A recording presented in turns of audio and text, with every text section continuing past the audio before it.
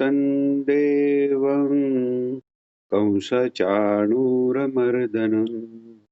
देवकी परमानन्दं कृष्णौ वन्दे जगद्गुरुम् श्रीकृष्णौ वन्दे जगद्गुरुम् श्रीकृष्णौ वन्दे जगद्गुरुम्. जय श्रीकृष्ण सर्वांना. मूकं करोति वाचालं पङ्गुं लङ्घयते गिरिं यत्कृपातमहं वन्दे परमानन्दमाधवम्. काल आपण अ,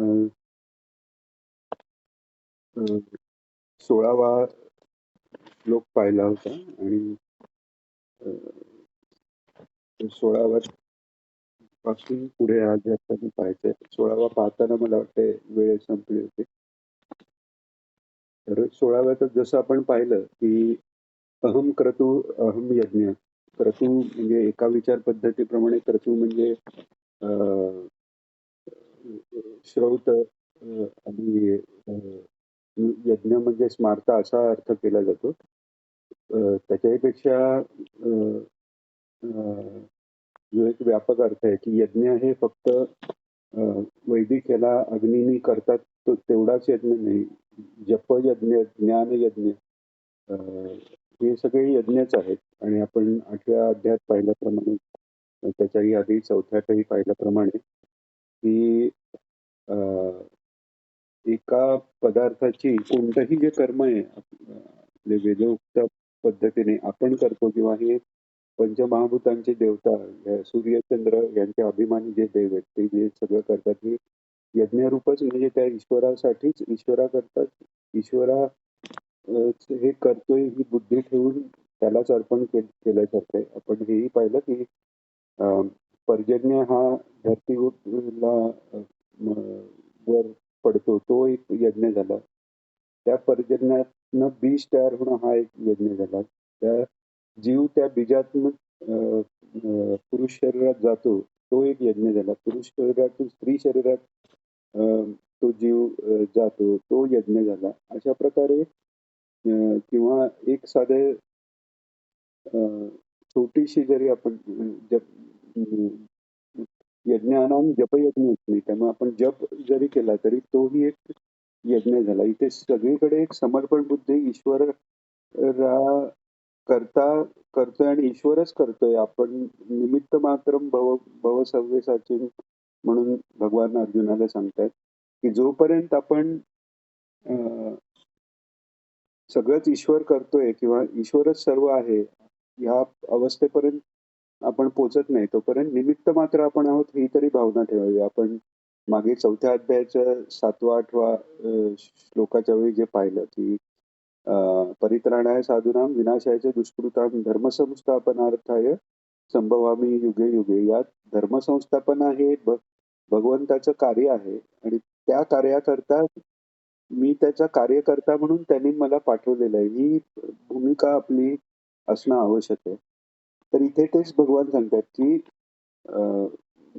स्वतः हे पण बघितलं, स्वतः औषधं ह्याचं सगळ्याचं आपण बघितलं. स्वतः हे पितरांना आपण जेव्हा काही कर्म पितरांकरता करतो तेव्हा स्वाहाच्या ऐवजी स्वतः म्हणतात.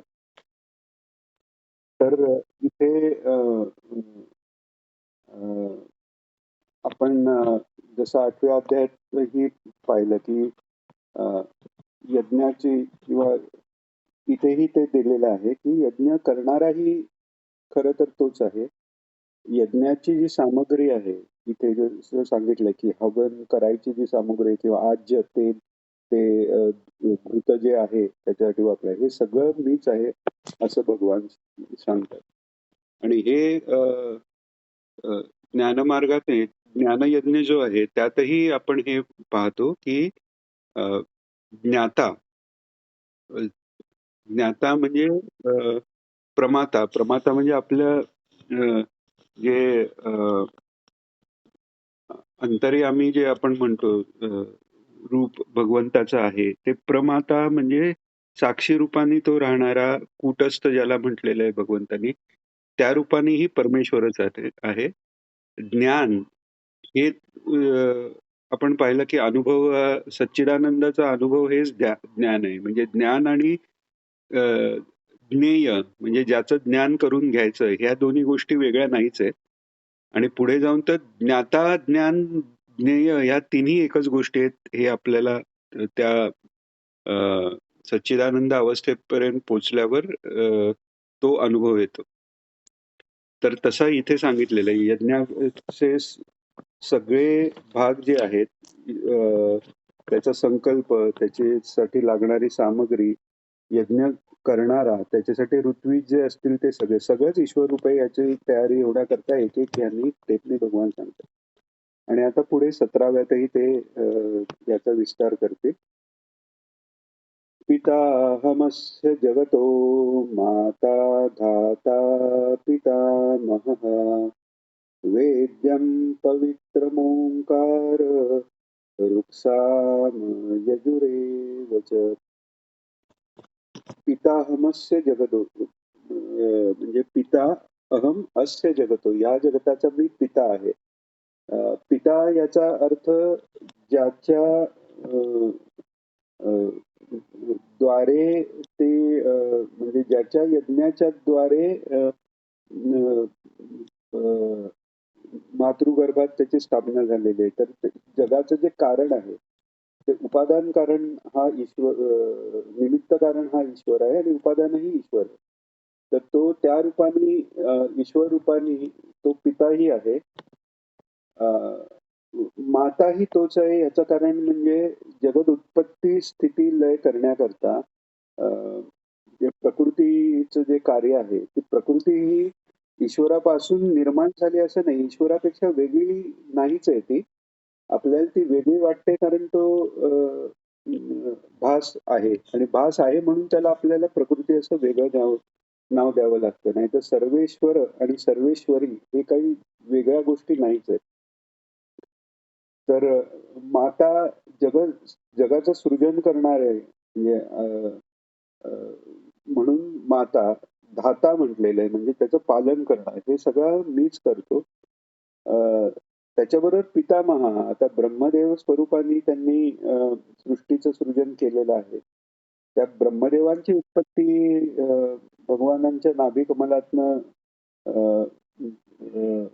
झालेली आहे. नाभीतनं जे कमल आलं आणि त्यातनं ते ब्रह्मदेव तिथे प्रकट झाले आणि त्या ब्रह्मदेवांना तो वेदांचा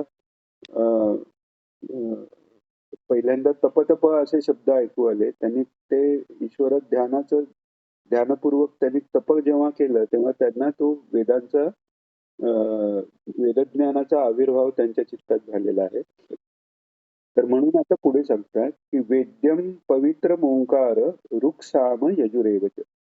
वेद्यम म्हणजे जे जाणून घ्यायचं आहे. मगाशी आपण म्हटल्याप्रमाणे ज्ञाता, ज्ञान आणि ज्ञेय. ज्ञेय म्हणजे जे जाणून घ्यायचंय तेच वेद्य म्हणून सांगलंय. वेद म्हणजे जाणणे. आपण 15व्या अध्यायातही तो श्लोक येणार आहे. भगवान सांगणार आहे की सर्वस्य चाहं हृदि सन्निविष्टो मत्तस्मृते ज्ञान मपोहनैश्च वेदैश्च सर्वैरहमेव वेद्यो वेदान्तकृद्वेद विद्वेचाहम्. आता तिथे जे भगवान म्हणणार आहेत वेदांतकृत वेद विदेव चाहम, म्हणजे वेदेश्च सर्वे रहमेव वेद्यो, सगळ्या वेदांमध्ये वेद्य म्हणजे जाणण्यायोगा मीच आहे. ते वेदांत म्हणजे वेदांचा अंत म्हणजे नुसता शेवट असं नाही. उपनिषद यांना वेदांत म्हणतात. म्हणजे वेद जिथे संपतो म्हणजे त्याचं कन्क्लुजन. आपण एखाद्या रिपोर्ट असतो किंवा एखादा लेख असतो, त्याच्या शेवटी त्याचा कन्क्लुजन आपण लिहितो. तर ते वेदांचं सार सगळा असाही मी आहे. आणि वेदांतकृत वेदविद म्हणजे वेद जाणणारा, विद एवचा म्हणजे तो जाणणाराही मीच आहे. तर त्याच्यासाठी म्हणूनच या आपण काल किंवा त्याच्याही आधी म्हटल्याप्रमाणे या आधीच्या अध्यायातला एक एक श्लोक याचं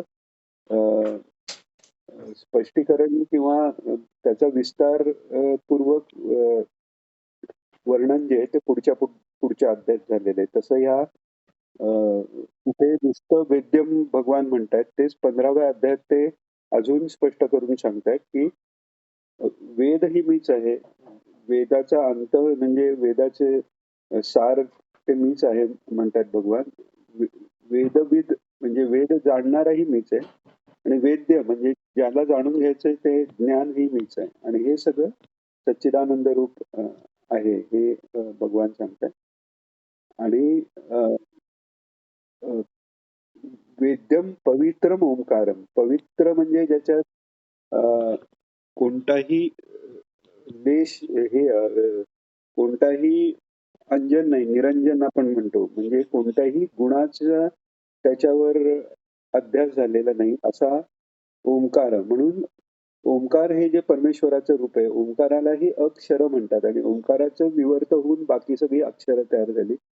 त्यामुळे आपली संस्कृत भाषा जी आहे, ती नुसती लँग्वेज आपण इंग्लिशमध्ये म्हणतो, तशी नुसती भाषा नाहीये, ते मंत्ररूप आहे. कारण प्रत्येक अक्षर जे आहे ते अक्षर हे सगळे त्या मूळ पवित्र जो ओंकार आहे, त्याचेच सगळे विवर्त म्हणजे रूपांतर, व्याकृत सगळी रूप आहेत आणि ते जाणण्यासाठी म्हणून व्याकरण हे त्या रूपांचं ज्ञान करून घेण्यासाठी आहे.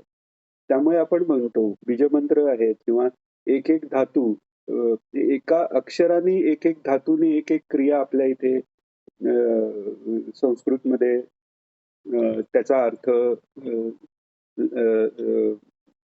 वेगवेगळा एकेका अक्षराचा केला जातो.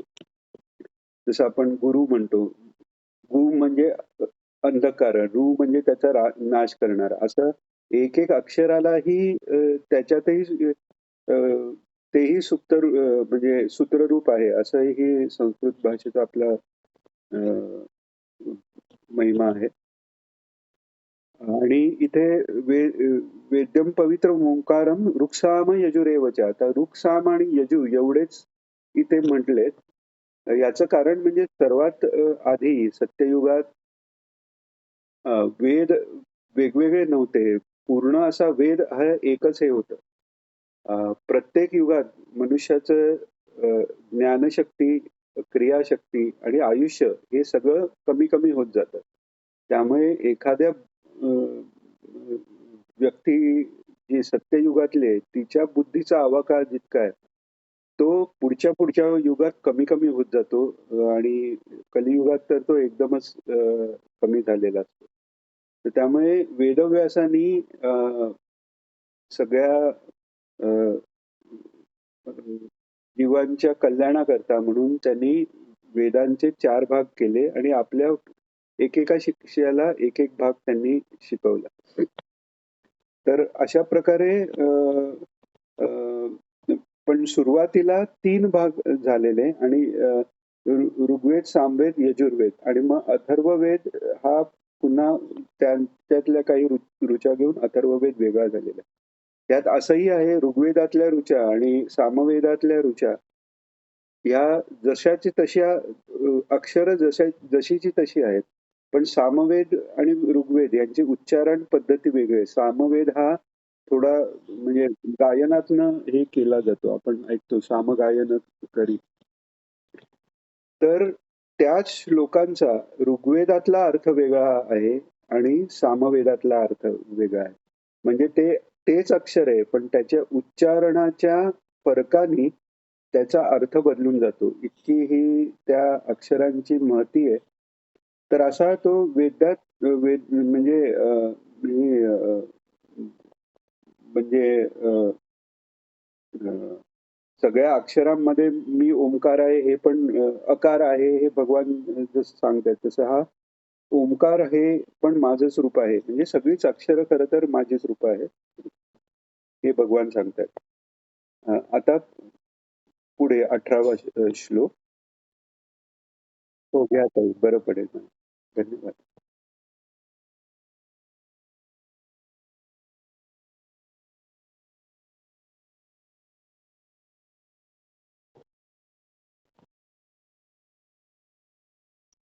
वाह! वाह!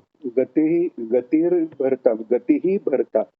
अ, गती म्हणजे जसं आपण वेदांतात हे करताना वेदांत म्हणजे वेदाचा शेवट नुसतं म्हणजे तो अ, वेदांचं पण पूर्वांग, उत्तरांग म्हणतो. तर तो एक एका ठिकाणीहून दुसऱ्या ठिकाणी जाण्यासारखा तो अ, त्या पद्धतीने घेतलेला आहे. गती याचा अर्थ आपण वेग असा अर्थ घेतो मराठीत. पण गती म्हणजे जिथे आपल्याला जायचंय, ती गती. आपण एखाद्याला सद्गती मिळाली म्हणजे चांगली गती मिळाली म्हणजे तो अ, अ, चांगल्या लोकापर्यंत गेला किंवा मुक्तीला प्राप्त झाला अशा पद्धतीने आपण घेतो. तर सर्वात शेवटची जी म्हणजे खरी जी गती आहे, भगवंताचं एक जे नाम आहे नारायण, नराणाम आयाम म्हणजे नरांना जिथपर्यंत पोचायचंय ते स्थान तद्धामम परमम मम भगवान 15व्या अध्यायात 2 ठिकाणी गीतेत भगवंतांनी म्हटलेलं आहे की तद्धाम. तर ते जे धाम आहे जिथपर्यंत पोचायचंय तो मीच आहे किंवा जिथेपर्यंत पोचणं योग्य आहे ते तो मीच आहे. भर्ता म्हणजे धाता म्हणजे सगळ्यांना धारण करणारा आणि भर्ता म्हणजे सर्वांचं पोषण करणारा आहे. म्हणजे योगक्षेमम वहाम्यहम जो अनन्य भक्त आहे त्याचा योगक्षेम तर मी वाहतोच. पण तसा अनन्य नसेल, अभक्त जरी असेल, तरी त्याच्या त्याच्या कर्माप्रमाणे त्याचं त्याचं भरण-पोषण त्या त्या मात्रेत करणं हे भगवान करतच असतो. तर तसा भरता आहे. सगळे सृष्टीचं धारण करता आणि सृष्टीचं पोषण करता हा भगवान आहे. प्रभू, प्रभू म्हणजे या सगळ्या जे भू म्हणजे जे निर्माण जे झालेलं आहे, त्याचा स्वामी, त्याचा प्रमुख अशा ह्याने प्रभू. साक्षी. साक्षी ही मी आहे. जसा अंतर्यामी रूपाने साक्षी आहे, सर्वव्यापी रूपाने ही साक्षी आहे. पुरुष सूक्तात सहस्रशीर्षा सहस्रपादव म्हटले, सहस्र नेत्र ही तोच आहे. सहस्र म्हणजे इथे अनंत या दृष्टीने. त्यामुळे सर्व साक्षी तो भगवान आहे. आणि व्यष्टी रूप जरी घेतलं तर त्या प्रत्येक व्यक्तीच्या अंतर्यामी त्या व्यक्तीच्या जे घट म्हणजे जे आभासात्मक व्यष्टी स्वरूप आहे, तिथेही अंतर्यामी साक्षी रूपाने मीच आहे. म्हणून तो मी साक्षी आहे. निवास शरणम सुहृद. भगवंताला श्रीनिवास म्हटलेलं आहे. श्रीनिवास म्हणजे लक्ष्मीचा निवास ज्याच्या ठिकाणी आहे. लक्ष्मी पायाशीही आहे भगवंताच्या आणि त्यांच्या हृदयी स्थित पण लक्ष्मी आहे. पण त्याच्याबरोबर निवास म्हणजे सर्वांचं अंतिम राहण्याचं स्थानही तो आहे आणि आताही आपण त्याच्यातच आहोत. जे आधीच्या श्लोकात म्हटले की सगळे भूत ही जे तथा सर्वाणी भूतानी मत्स्थानी त्युपधार माझ्याच ठिकाणी ती धारण केली गेलेली आहेत. अशा ह्यानी सगळ्यांचं निवासस्थानही मी आहे. निवास शरणम शुरुत म्हणजे शरण जाण्यास योग्य असा मीच आहे. म्हणजे सगळं सोडून देऊन जिथे गंतव्य आहे तो मी आहे. ज्याच्यावर सगळा भार ठेवावा. शरण जाणं म्हणजे आता तूच मला सर्व सांभाळणार आहेस ही जी जाणीव होणं. तर तसा जरी आपण म्हटलं देव आहेत वेगवेगळ्या ह्याचे, तर ते देवांनाही देवांच्याही अंतर्यामी तो भगवान आहे. त्यामुळे कोणत्याही देवतेची उपासना ही इनडायरेक्टली माझीच उपासना आहे हेही भगवंतांनी सांगितले. त्या दृष्टीने शरणास जाण्यास योग्य असा मी आहे आणि सुहृद आहे. सुहृदच सर्व भूतानां ज्ञात्वा मां शांतिमृच्छति. हे आपण आधीच्या अध्यायात पाहिलेलं आहे आणि आपण हेही पाहिलंय की भक्तीचा उगम किंवा भक्ती योग ज्याच्यावर पूर्ण अधिष्ठित आहे तसा हा श्लोक आहे की सुहृदच सर्व भूताना. सुहृद याचा अर्थ प्रत्युपकार निरपेक्षतया उपकारण असा भगवान आहे. म्हणजे आपण त्याच्यासाठी काही केलं नाही केलं तरी तो आपल्यावर प्रेम करणार आहे. ऐसी कैवल्याची जाती करी लाभाविण प्रीती असं जे संतांचं वर्णन आहे. कारण ते संत ईश्वरूप झालेले आहे. त्यामुळे ईश्वराची जी लाभाविण प्रीती करायची वृत्ती आहे ती त्यांची सहज वृत्ती आहे. किंवा आपलं प्रत्येक मातेच्या हृदयात आपल्या पुत्र किंवा पुत्री आपल्या संतानाबाबत जी प्रेम निर्माण होतं तेही ईश्वराचं स्वरूप आहे. कारण लाभाविन प्रीती जिथे जिथे दिसतं तिथे तो परमेश्वर आहे. कारण ती जी प्रीती आहे की काहीही अपेक्षा न ठेवता जे प्रेम आहे तेच ईश्वराचं स्वरूप आहे आणि तेच समजणं आणि तेच अंगीकारणं ही पराभक्तीची अवस्था आहे. तर असा मी सुहृत आहे आणि प्रभव प्रलय स्थान म्हणजे इथे पुन्हा स्थान म्हणजे ठिकाण अशा ह्यानी नाही. त्याचं म्हणजे आपण असं म्हणतो ना म्हणजे अ, मातृस्थानी हे आहेत, ह्या आहेत किंवा पितृस्थानी हे आहेत, गुरुस्थानी आहेत. म्हणजे ते प्रभव प्रलय म्हणजे उत्पत्ती आणि प्रलयाचं स्थान म्हणजे त्यांचं ठिकाण म्हणजे उत्पत्ती आणि प्रलय ज्याच्या आधारे होतो, ज्याच्या आधारे उत्पत्ती झालेलं जग राहतं आणि प्रलयाच्या काळी सुप्तावस्थेत ज्याच्यात राहतं तो सगळा मीच आहे. निधानम परमव्ययम. निधान म्हणजे जे शेवटी प्राप्त करून घ्यायचंय ते मीच आहे आणि निधानम बीजम अव्ययम सॉरी. तर तसं आणि ते अव्यय रूप माझं आहे आणि बीज बीज म्हणजे बीजापासून वृक्ष होतं म्हणजे वृक्षासाठी मूळ कारण हे बीज आहे. तसा मी सर्व जे भूतमात्र आहे, जे विश्व आहे, त्याचं बीज मीच आहे, हे भगवान सांगतायत.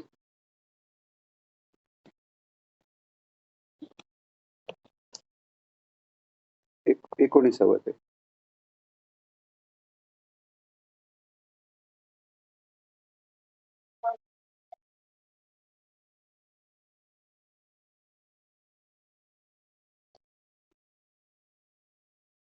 हां. आता इथे अर्जुन म्हणून हाक मारतात. म्हणजे इथे कोणत्याही त्याला विशेषण नाहीये. साक्षी रूपात मी हे सगळं पाहण्याची अपेक्षा आहे. तेव्हा अर्जुनाला त्याच्या नावाने नुसतं अर्जुन म्हणून हाक मारतात भगवान आणि म्हणतात तपाम्यहम अहम वर्षम म्हणजे मीच म्हणजे तापवून म्हणजे पाणी तापवून त्याची वाफ मी करणारा मीच म्हणजे सूर्यरूपाने मीच आहे. आणि पुन्हा मग ते वर्षा त्याची करणाराही मीच आहे. म्हणजे याचा अर्थ ह्याचे सगळे जे अभिमानी देवता आहेत, सूर्यचंद्र म्हणजे आपण बघतो एखादा आता समजा आपण बघितलं टाटा कंपनी आहे. तर टाटा कंपनी वाहनं पण बनवणारी टाटा कंपनी म्हणजे त्याचे मालक म्हणू शकतात. टाटाच वाहनं बनवतात, टाटाच अमुक करतात.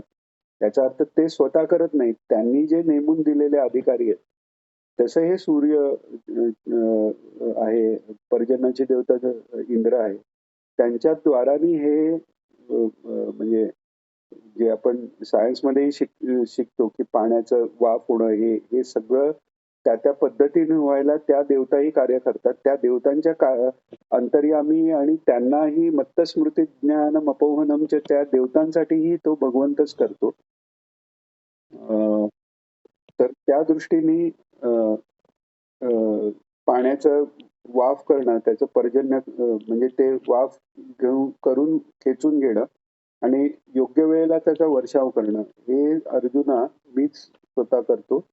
आणि अमृतईंचैव मृत्युश्च म्हणजे मीच अमृत म्हणजे अमृत तत्व जे आहे आणि जे मृत्यू होणं आहे म्हणजे ज्याचा शेवट आहे तो शेवटही मीच आहे आणि सत रूपाने सर्व काही राहणारा अमृत जो आहे तोही मीच आहे. तर त्यामुळे सत असत हेही मीच आहे आणि त्यापेक्षाही विलक्षण असलेली मायाही मीच आहे हेही भगवान त्यात कव्हर करतात. आता सत म्हणजे त्रिकालाबाधित असलेला आणि ज्याचं अस्तित्व नाही ते असत आहे आणि माया जी आहे ती अस्तित्व नाही म्हटलं तर ती भासते. त्यामुळे भासमान असण्यापुरतं अस्तित्व तरी आहे आणि कायम राहत नाही त्यामुळे सतही नाही म्हणून ती अनिर्वचनीय माया तीही ईश्वर रूपावरच म्हणजे माझ्यावर अधिष्ठित आहे. असं सर्व जे काही दिसतंय ते जे काही झालेलं आहे ते म्हणजे भूत जे आहे ते माझ्याद्वारानेच माझ्यातच निर्माण झालेलं हे भगवान वेगवेगळ्या पद्धतीने समजावून देतात. 20वा श्लोक.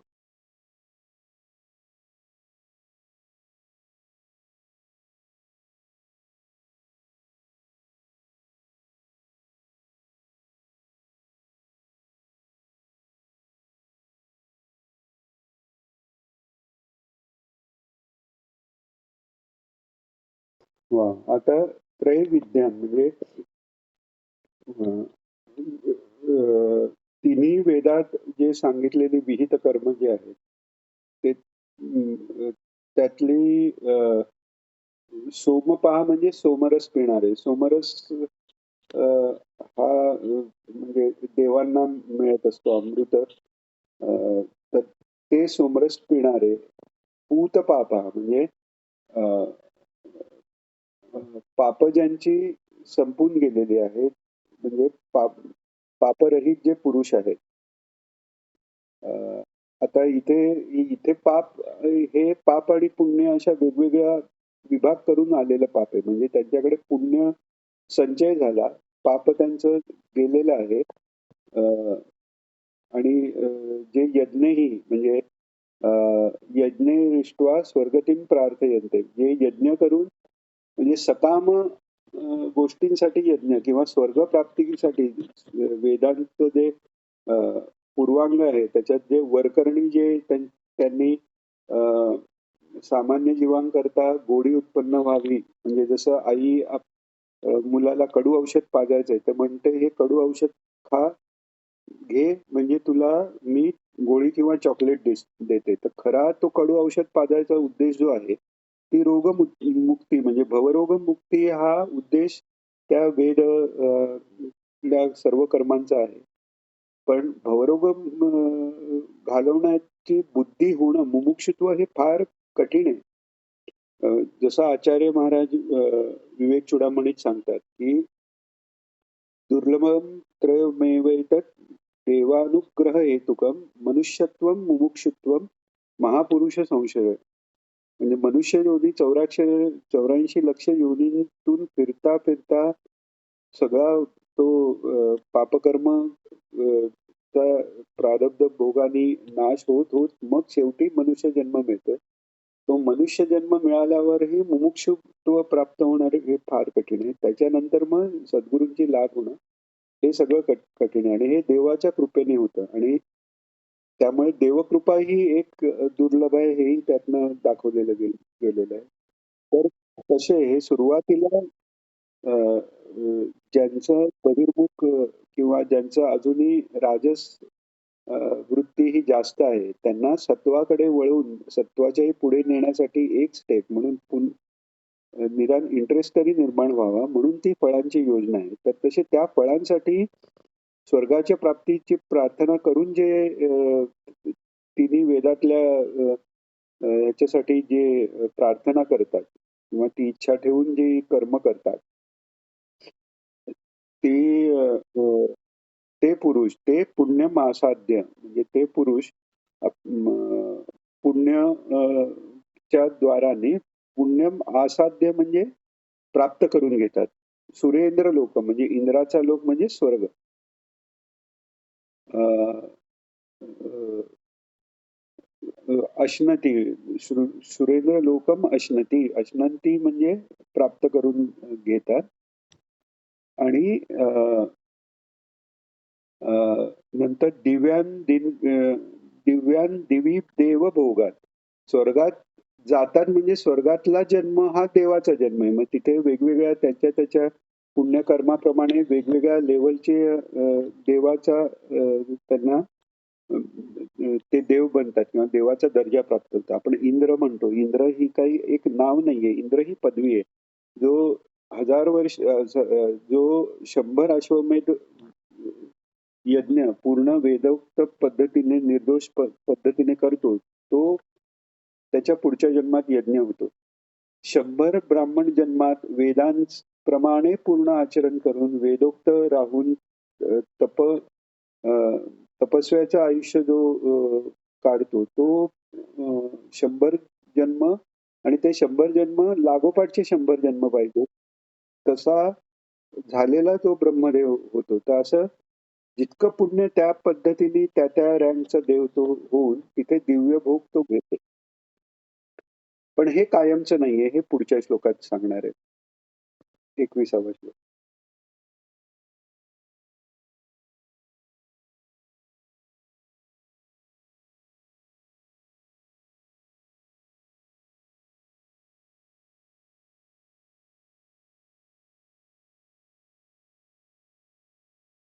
हां. तेतं भुक्त्वा स्वर्गलोकं विशालम. म्हणजे आता ते तम म्हणजे तम म्हणजे त्या स्वर्गलोकाच्या विशाल अशा स्वर्गलोकाचा भोग घेऊन क्षिणे पुण्ये मर्त्यलोकम विशन्ति. पुण्य आणि पाप हे भोगाने तरी संपतं किंवा मग ईश्वर प्रणिधान ईश्वराच्या प्राप्तीकरता योग केला तर त्यांनी ते नाहीसं होतं. पण ते सकाम कर्माने पुण्यकर्म जे केलेलं आहे ते स्वर्गाची प्राप्ती होऊन ते भोग जेवढे भोगतो ते पुण्य ही करन्सी सारखं आहे की प्रत्येक गोष्टीला काहीतरी किंमत मोजावी लागते तर त्या भोगांच्या द्वाराने त्या पुण्याचा क्षय होतो आणि पुण्य पाप साधारण सम झाले की पुन्हा अ, पृथ्वीवर जन्म येतो. त्यात पुण्याचं जर थोडं आधिक्य असेल तर मग असे देश आहेत जिथे पूर्ण भोग आणि समृद्धी आहे तसा जन्म येतो. पुण्यपाप अगदी जवळ सेम आले तर भारतात आपल्या जन्म येतो. त्यातही अजून शुद्धही असली तर विप्रकुळात असा सगळा आणि जर तो योगभ्रष्ट असेल तर शुचिनाम श्रीमताम गृहे किंवा योगाच्या कुळात जन्म येतो आणि गुरूंची प्राप्ती होऊन ते त्यांचा पुढचा साधनाभ्यास पूर्ण करतात. तर त्यामुळे हे जे भोग आहेत जसं पापही केलं तर नीच योनीला जाऊन तिथलं असं दुःख बघून ते पाप संपतं आणि परत मनुष्य जन्मापर्यंत तो 84 लक्ष योनी फिरत पुन्हा मनुष्य जन्मापर्यंत येणारच आहे. पण हे संपत नाही. म्हणजे संकल्प विकल्पात्मक जे कर्म आहेत त्यांनी पुण्य झालं तर स्वर्ग मिळेल, पाप झालं तर नरक मिळेल. पण संपत नाही. मग पुन्हा इथे राहून पुन्हा इथे जन्म घेतल्यानंतर तो पृथ्वीवरचा जन्म हा तुमच्या गतीसाठी एक टप्पा दिलेला आहे. म्हणजे तुम्ही एका देशातून दुसऱ्या देशात जायला एखादं स्टेशन आहे जे आपण म्हणतो जंक्शन आहे. समजा आपण मुंबईचे जे त्यांना हे करता येईल की वेस्टर्न ट्रेनची लाईन आहे, ईस्टर्न मध्य रेल्वेची लाईन आहे. हे सगळे दादर हे दोन्ही त्यांच्याकडे म्हणजे ते जंक्शन आहे. तिथून कुठेही जाता येतं. तसा हा मनुष्य जन्म हे सगळ्या योनींसाठी, सगळ्या लोकांसाठी एक जंक्शन आहे. तिथे जे काही आपण करतो, त्या कर्माप्रमाणे आपल्याला तो लोक किंवा मुक्तीची प्राप्ती होणार आहे. तर हे भगवान डिटेलमध्ये इथे सांगतात, की स्वर्ग जरी झाला, इंद्र जरी झाला, तरी पुण्य संपल्यावर मर्त्यलोकम विशंती आहेच. आणि मनुष्य जन्माचा विशेष इथे आहे, की बाकी देवांचे जरी जन्म झाले किंवा नरक झाले किंवा पशु पक्ष्यांचे जन्म झाले हे भोगयोनी आहेत. म्हणजे तिथे तुम्ही जी कर्म केले ते पाप आणि पुण्याप्रमाणे सुख दुःख फक्त भोग आहे. तिथे नवीन कर्म शक्यतो तयार होत नाहीये. शक्यतो अशासाठी की तुम्ही देव किंवा या ह्याच्यात पुन्हा काहीतरी चुकीचं वागला किंवा अहंकार जर आला आणि त्यात शाप मिळाला तर तुमच्यात गतीत फरक पडतो. अदरवाईज फक्त तुमचं पुण्य तिथे वापरलं जातंय आणि मग पृथ्वीवर आल्यावर तुमच्या साधनेचा पुढचा मार्ग येतो. तर तेच भगवान सांगतात की पुण्य ते विशाल स्वर्गलोक भोगून जसा जसा भोग होतो तसं पुण्य संपत जातं आणि पूर्ण क्षीण झालं पूर्ण संपत जवळ आलं की पुन्हा मृत्यू लोकात त्याला येतं. त्यामुळे तिन्ही वेदात सांगितलेले स्वर्गप्राप्ती किंवा जे ऐहिक त्याच्यासाठी ज्या सकाम अनुष्ठान आहे ते सकाम न करता ईश्वर प्रित्यर्थ केलं तर मुक्ती आहे. नाहीतर मग ते अनुष्ठान करून ते मिळवायचं, परत खर्च झाला की परत पुन्हा मिळवायचं. जसं आपण नोकरी समजा केली व महिनाभर काम केलं, पगार मिळाला, तो पुढच्या महिन्यात खर्च झाल्यावर ते परत पुढच्या महिन्यासाठी ते काम करतच राहावं लागतं. म्हणजे असं होत नाही. कृतकृत्य अवस्था जर यायची असेल, तर कर्म संपली पाहिजेत. कर्म संपायला प्रारब्ध संपलं पाहिजे आणि नवीन प्रारब्ध म्हणजे संचित अ, ही संपलं पाहिजे आणि क्रियमाण म्हणजे नवीन प्रारब्ध तयार नाही झालं पाहिजे. म्हणजे निष्काम जर कर्म घडलं तरच हे जे अ, चक्र सगळं जन्म-मृत्यूचं आहे, त्यातनं बाहेर आपण पडतो. हे सांगण्यासाठी भगवान इथे सांगतात, की जोपर्यंत काही सकाम कर्म होत राहतायत, तेव्हापर्यंत हे गतागतम म्हणजे जाणं आणि येणं हे त्यांच्या त्यांच्या पाप पुण्याप्रमाणे कोणत्याही लोकाला तुम्ही जाणार आहे आणि मग नंतर इथे परत येणार पृथ्वीवर हे त्या कर्माच्या अ, ते सात्विक, राजस, तामस याचे किती प्रमाणात आपण करतो त्याप्रमाणे ठरतं आणि ते जवळ-जवळ संपत आलं, की पुन्हा आपल्याला मृत्यूलोकात पुढच्या गतीसाठी चान्स दिला जातो. तिथे पुन्हा कर्म केल्यावर पुन्हा आपण त्याप्रमाणे आपल्या गती होते. म्हणून यातनं बाहेर जर पडायचं असेल, तर ते आपल्या प्रयत्नाने आपण पडू शकत नाही. पण जर ईश्वरावर पूर्ण आपण विश्वास ठेवला, ते आता पुढच्या श्लोकात येणार आहे 22वा श्लोक.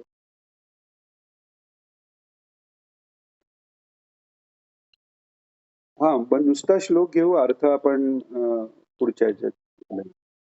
हो, हो, हो.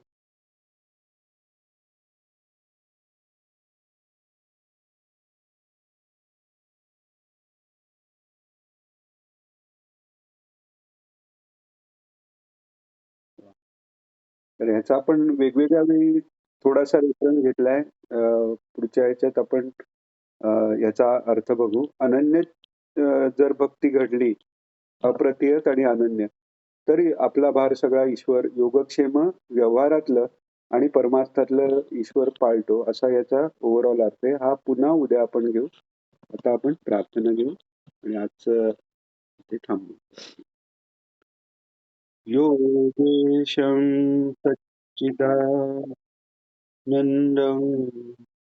वासुदेवं व्रजप्रियं धर्मसंस्थापकं वीरं कृष्णं वन्दे जगद्गुरुं श्रीकृष्णं वन्दे जगद्गुरुं श्रीकृष्णं वन्दे जगद्गुरुं जय श्रीकृष्ण सर्वांना.